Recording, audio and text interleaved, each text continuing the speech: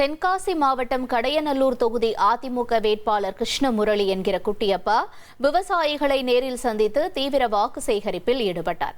அப்போது பேசிய அவர், தொகுதி மக்களின் முக்கிய தேவையான நெல் கொள்முதல் நிலையங்கள் மற்றும் மாம்பழம் பதப்படுத்தும் கிடங்குகள் அமைக்கப்படும் என்றும் உறுதியளித்தார். வனவிலங்கு பிரச்சினைகளுக்கு சட்டமன்றத்தில் குரல் கொடுத்தும் தற்போதைய அரசு நடவடிக்கை எடுக்கவில்லை என்று கூறிய அவர், எடப்பாடி பழனிசாமி மீண்டும் முதலமைச்சர் ஆனதும் அணைகள் மற்றும் வாய்க்கால்கள் சீரமைக்கப்படும் என்று கூறி இரட்டை இலை சின்னத்திற்கு ஆதரவு கோரினார்.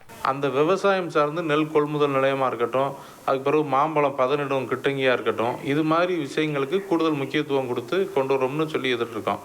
அதுபோக இந்த விவசாயிகளுக்கு மிகப்பெரிய பிரச்சனை வனவிலங்குகளால் ஏற்படக்கூடிய பிரச்சனை. அதையுமே பல தடவை சட்டசபையிலையும் கோரிக்கை வச்சுருக்கோம், அதிகாரிகள்ட்டும் தொடர்பு கொண்டு நம்ம மனுக்கள் கொடுத்துருக்கோம். அதற்கு பெரிய விடை இல்லை, தீர்வுகளும் இல்லை. அதுவும் எடப்பாடியார் முதலமைச்சர் ஆனோடனே அதற்கும் நிரந்தர தீர்வு காங்குத வகையில் நடவடிக்கை எடுக்கப்படும். 1,28,00,000 மனங்களை வென்ற தந்தி டிவி யூடியூப் சேனல். தவிர்க்க முடியாத தம்ப்நெயில், கலக்கலான கான்டென்ட்ஸ். நீங்களும் இந்த குடும்பத்தில் இணைய இப்பவே சப்ஸ்கிரைப் பண்ணுங்க. அசுரபலம் கொண்ட எங்கள் டிஜிட்டல் கரங்களில் உங்கள் விளம்பரங்களை சேர்க்க வாட்ஸ்அப் பண்ணுங்க. 8939888838. Email advtthanditv@dttv.in.